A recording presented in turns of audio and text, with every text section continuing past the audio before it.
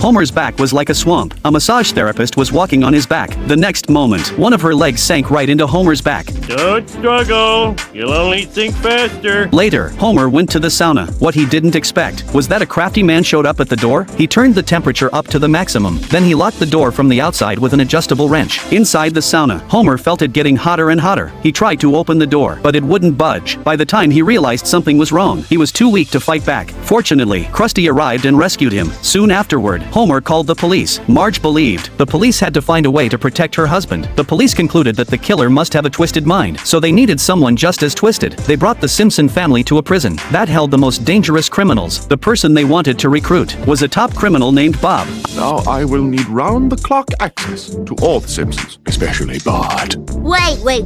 Bob can't stay with us. This man has tried to kill me so much it's not funny anymore. The police told Bart not to worry. They had taken every precaution. They fitted Bob with a high-voltage electronic ankle monitor. If he tried to hurt anyone, he would be shot. After Bart tested it out, he finally felt at ease. Bob began investigating the real culprit. As a criminal mastermind, he understood exactly how criminals think, so he asked Homer if he had made any enemies recently. Homer listed a whole bunch of names. There were simply too many. Even Bob couldn't narrow it down, so he decided to try a different approach. He set a trap, using a decoy to lure the culprit out. To everyone's surprise, countless people showed up holding grudges against Homer. Everyone wanted to take the chance to vent their anger at him. Even Homer couldn't resist walking up and punching himself. None of this seems odd to you.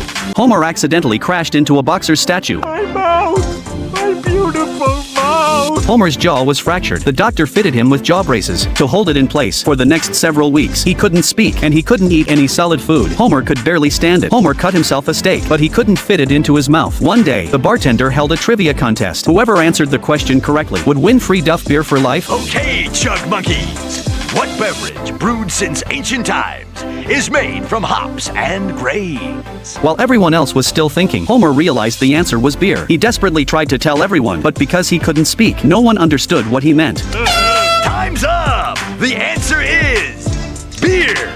After returning home, Homer fed Maggie her breakfast. Maggie was so adorable that Homer couldn't resist giving her a kiss. Instead, Maggie's pacifier got stuck in Homer's braces. Homer quickly grabbed another pacifier. Maggie instinctively latched onto the new one, and the crisis was finally over. After losing the ability to speak, Homer learned how to listen. He even began enjoying Grandpa's old stories and was willing to listen to them for hours. The family's relationships became warmer than ever. So, Marge decided to take Homer out for dinner. Homer's quiet and polite behavior made everyone think he was a true gentleman. It even made another woman jealous of Marge. Throughout the entire dance, Homer didn't cause a single bit of trouble. He stayed by Marge's side the whole time. It was the best dance Marge had ever attended. Oh, Homer, drop by my office tomorrow and I can remove those jaw wires.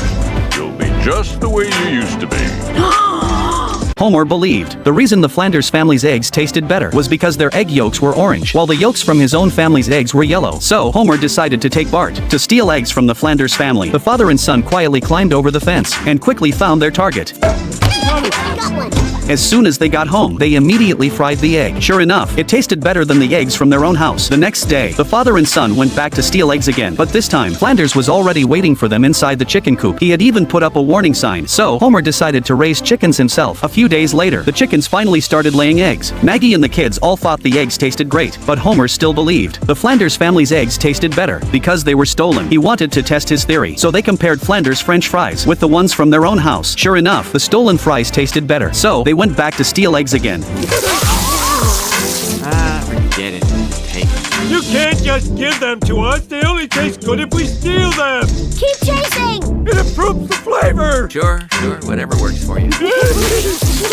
Marge saw everything and decided there was no reason to keep raising chickens. They decided to donate the chickens to a company. The company planned to send the chickens into space for scientific experiments. Lisa was fascinated by the project and secretly signed up to join it, but Marge strongly opposed the idea. So Homer pulled her aside and told her, When they want to do something totally insane, your only move is to support them 100%. Marge thought back on her own past and realized he actually had a point. You cannot marry Homer Simpson. I forbid it. And now you got me.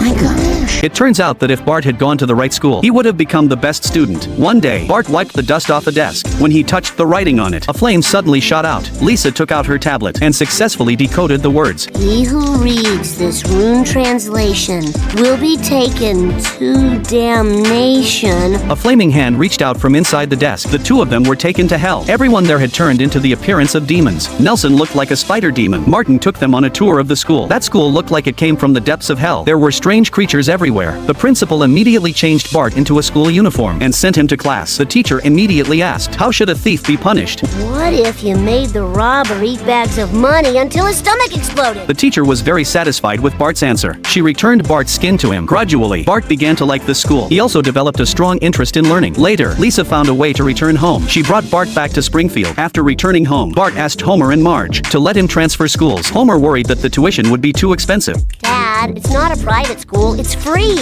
Oh, that's fine then. They came to the strange school. Seeing how determined their son was, they eventually agreed. After arriving at the new school, Bart got an A in every subject. Homer and Marge were both proud of him. However, during the final exam, he received a special assignment. His task was to punish a guilty person, and the person chosen was his own father. Bart saw Skinner's blue tongue and realized that his friend was an undercover informant. A few hours earlier, he had given him a piece of candy that turned your tongue blue, and that was the clue he needed. Not long before that, a new student had arrived at Bart's school. His name was Donnie. Donnie was also a troublemaker. He quickly caught the attention of the other students, and he also caught the attention of Bart, a fellow prankster. When Bart got into trouble, Donnie stepped up and took the blame. That made Bart like him, and before long, they became good friends. But what Bart didn't know was that Donnie was an undercover informant. He told Skinner everything about Bart. From that day on, every prank Bart pulled ended in failure. Every time Bart caused trouble, he got caught. Bart began to feel frustrated, but he had no idea what was going on until Willie gave him a hint. There was a mole among them. The next day, Bart and his friends went out together. There, he had everyone stand in front of him. Donnie. Grab Millhouse's legs. He's the rat. They locked Milhouse inside a locker. Bart believed the traitor problem had been solved, but when he saw Skinner's blue tongue, he realized that Donnie was the real mole. That night, he took Donnie to an old warehouse and confronted him face to face. Even after learning the truth, Bart decided to give him one more chance. Together, they planned a massive prank. Using mints and soda, they were going to destroy Skinner's office. Just as they were about to make their move, Skinner showed up, and he was recording the entire thing. It turned out Willie was also an informant. He had been keeping track of Bart's every move. Willie? You're on Skinner's side? He gave me something you never could. It was the perfect opportunity to punish Bart once and for all. But before that could happen, Donnie pushed a cart full of mints into the soda and triggered a massive explosion. The blast destroyed all the evidence. Well, I guess we're even. Bart set up a trap. As soon as everyone stood up, he yanked the rope. Everyone instantly dropped to their knees. To make matters worse, it was Chip's funeral that day, and everyone was there mourning him. Bart's prank immediately outraged the crowd. Oh, my knee! 40 years of healing gone! Even so, there was nothing anyone could do to Bart. After that, Bart disguised himself as a priest to scam people out of money. I'm Father O'Grady. Dimes for the needy. But everyone saw through the disguise immediately. Then, the priest got his clothes back. Even so, they kept playing with their sticks. They climbed onto the roof of a car. Just as Milhouse was about to land the finishing blow on Bart, the car suddenly started moving. Bart built a hot air balloon to get everyone's attention. He didn't hesitate to cut the rope. He's gonna visit my sky granny. But before long, he started getting scared. He had already drifted far away from his hometown, and after rising higher and higher, he couldn't come back down. Meanwhile, Bart's mom saw Bart's stunt on the news as he floated over a festival. People were firing guns into the air in celebration, but the hot air balloon somehow avoided most of the bullets. Just as Bart was about to descend, a little kid let go of his balloon. Bart was carried even higher into the sky. He drifted over snow-covered mountains. Finally, he made it back to Springfield. Flanders told him to pray. Dear Lord, please help me land safely. Get me a cameraman! A reporter heard Bart calling for help and immediately notified the police, but the sniper couldn't hit the hot air balloon. Chief, it happened again. Professor Frink suggested using a cannon to blast the basket, but all the cannonballs had already been melted down into statues. At the critical moment, Homer pulled out his favorite bowling ball. After making a precise calculation, he successfully threw the bowling ball into the basket. In the end, he safely brought Bart back to the ground.